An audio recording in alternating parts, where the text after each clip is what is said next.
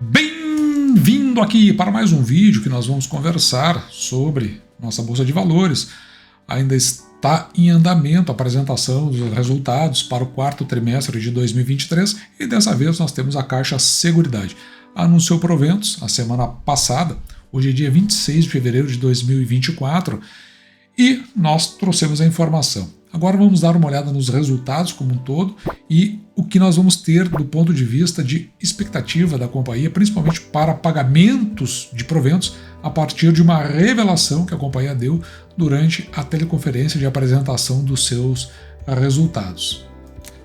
Lembrando aí que ficamos 2 dias sem gravar vídeos, no sábado e domingo, porque estivemos em viagem e a condição não estava propiciando que a gente gravasse durante as viagens.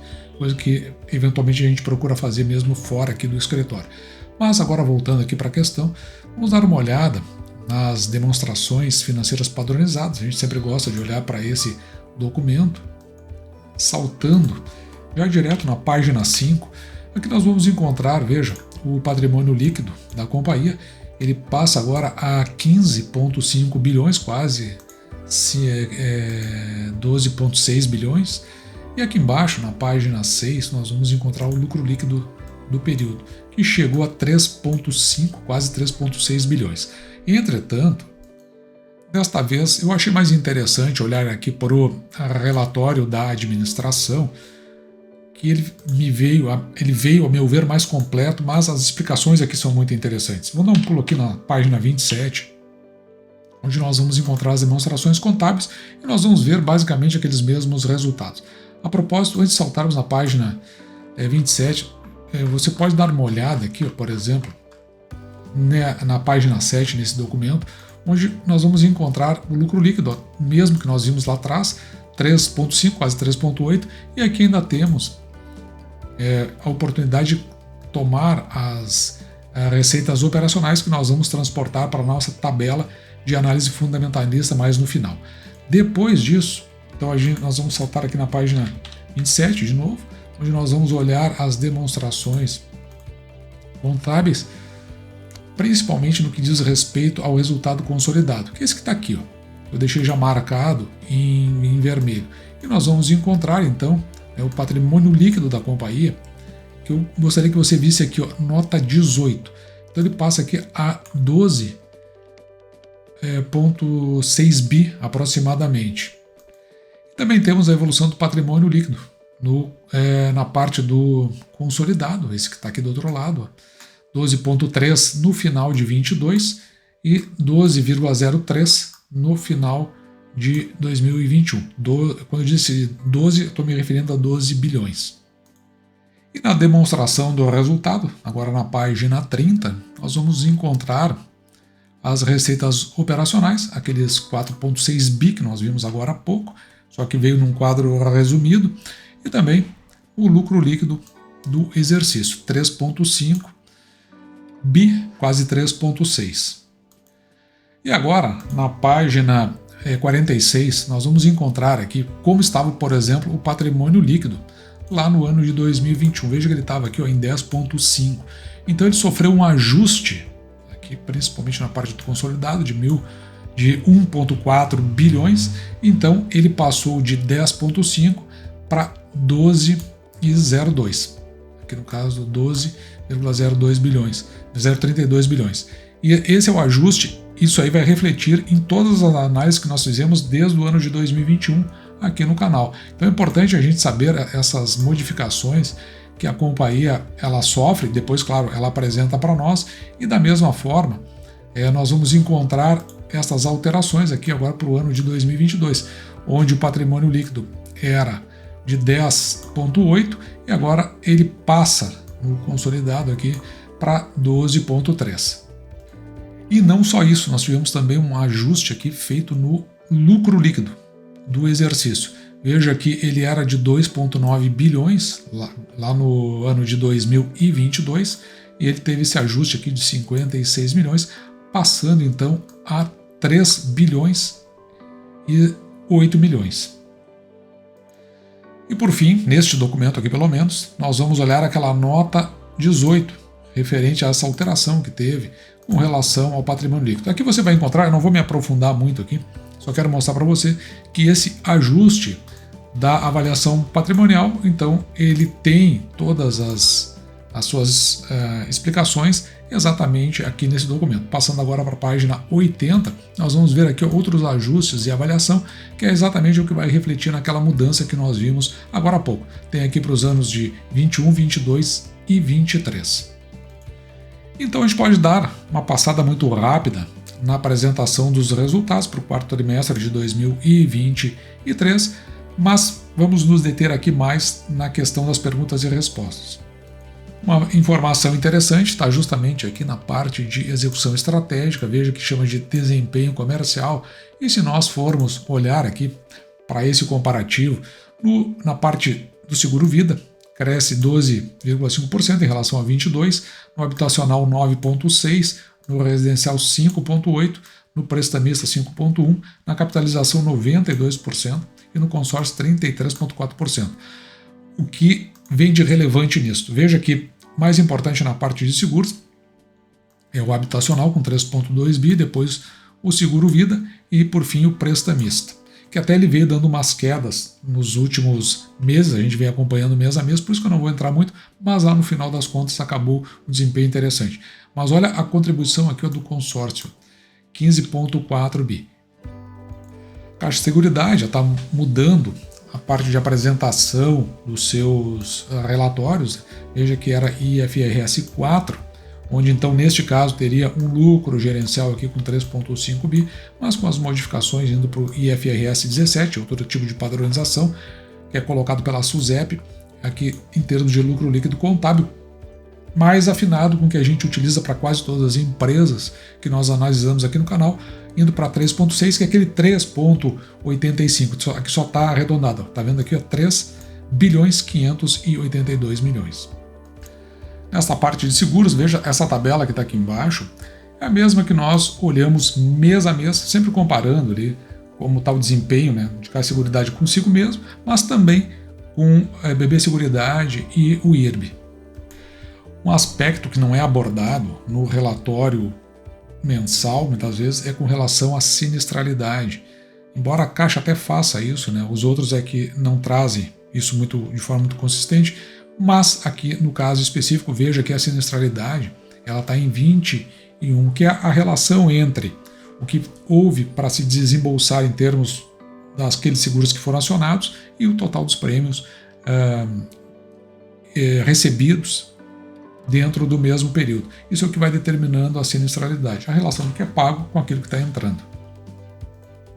Essa tabelinha aqui embaixo ela é bastante interessante porque a gente consegue ver o quanto é a participação de cada um dos ramos. Veja que o habitacional, como a gente viu agora há pouco, é o principal, depois vida, depois prestamista.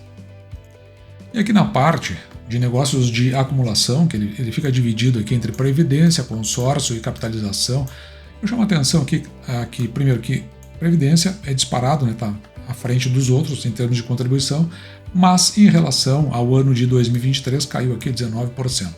Por outro lado, veja que o consórcio, que é algo novo dentro da estratégia de Caixa de Seguridade, já passa a ocupar segundo lugar com 8%, crescendo 247% em relação a 2022.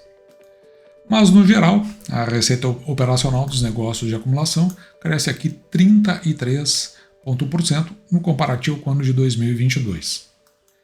E ainda que tenha havido uma redução, como a gente viu agora há pouco, nos recursos arrecadados, quando a gente olha para o ponto de vista aqui, da receita operacional, na verdade, a Previdência aqui em relação a 2022 cresce 10%, o consórcio cresce 162%, então é um negócio novo, ele tem essa tendência a disparar em termos de crescimento, né, conforme a estratégia da companhia, e a capitalização cresce 68%, sendo que no total tem um crescimento aqui de 33%, esses mesmos 33% que nós apontamos aqui em cima.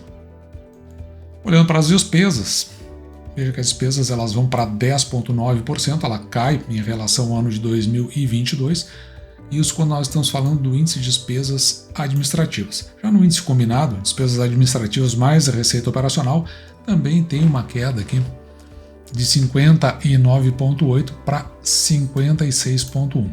E o índice combinado ampliado, que agora coloca as despesas administrativas, as receitas operacionais e o resultado financeiro também, uma queda aqui para 49,8 quando era 55,2. Isso é parecido quando a gente olha para os bancos lá e olha aquele índice de eficiência. Quanto menor esses valores, melhor, porque vai dando o quanto tem de eficiência e isso aí vai resultar depois no final na margem que a companhia tem. E chegamos aqui à parte de perguntas e respostas, que é onde a parte mais importante que eu achei, que para mim parece relevante para o acionista, é saber com a tendência da companhia de, em vez de fazer pagamentos de proventos semestrais, passar a fazer trimestrais. Vamos dar uma olhada o que respondeu a companhia. Nossa próxima pergunta vem por escrito do Sr. Ailton Dias. Ele diz: bom dia e parabéns pelos resultados. Já tem definição quanto à distribuição dos proventos 4 vezes ao ano? Bom dia, Ailton. Então, a Caixa de Seguridade ela tem plena consciência em relação ao quanto esse tema, né, uma possível mudança na periodicidade do pagamento de dividendos, ela é caro para os nossos acionistas. Tá? Na teleconferência de resultados do terceiro trimestre, eu falei, né, quando veio uma pergunta similar a essa, que a nossa expectativa era de que nós estaríamos prontos para encaminhar uma proposta para deliberação pela governança em 2024. Então, assim, eu mantenho essa posição e eu já adianto que seguramente nós teremos uma novidade quanto a este assunto quando da divulgação do resultado do primeiro trimestre de 2024. Aqui eu lembro, Ailton, que o nosso Conselho de Administração aprovou ontem a proposta de distribuição de resultados referente ao exercício de 23, contemplando aqui uma distribuição de 1,65 bilhão, equivalente a 90% do lucro líquido do segundo semestre, a serem pagos, evidentemente, se aprovados na Assembleia Geral Ordinária, no início de maio. Então, assim, eu acho que esse ponto é importante, né, que a gente está com essa aprovação do CA concluindo a dinâmica de distribuição de resultados do exercício de 23 e nós estamos agora discutindo internamente a dinâmica para a divulgação do resultado de 2024, que, como eu acabei de falar, a gente imagina que deve ser definido e divulgado para o mercado quando da divulgação do resultado do primeiro trimestre. Portanto, a tendência é que, por decorrência da divulgação do resultado do primeiro trimestre de 2024, isso aí normalmente acontece aí pelo mês de abril, indo para o mês de maio, a companhia já passe a anunciar proventos de forma trimestral, já largando ali, parece, né, o que tudo indica, por conta dessa apresentação, a divulgação de novos proventos. Lembrando que esse que foi pago agora, que ele se referiu, de 1,6 bilhão, foi referente ao fechamento do exercício de 2023. E agora, indo para a nossa tabela de múltiplos, veja que lá no início de 2023 nós tínhamos uma projeção de 3,5 bi na receita operacional e chegou a 4,6, bem acima da nossa expectativa. A gente tinha uma ideia aqui de um lucro líquido de 2,9 bi e chegou a 3,5. A companhia pagou ao fechar. Nós tínhamos uma projeção de proventos aqui, ó, de 73 centavos, a companhia pagou R$1,01, porque aquele 1 centavo é decorrência das atualizações que aconteceram. Com isso, se nós dividíssemos esse valor aqui, R$1,01 por 6%, nós teríamos um preço teto aqui, ó, de R$16,84.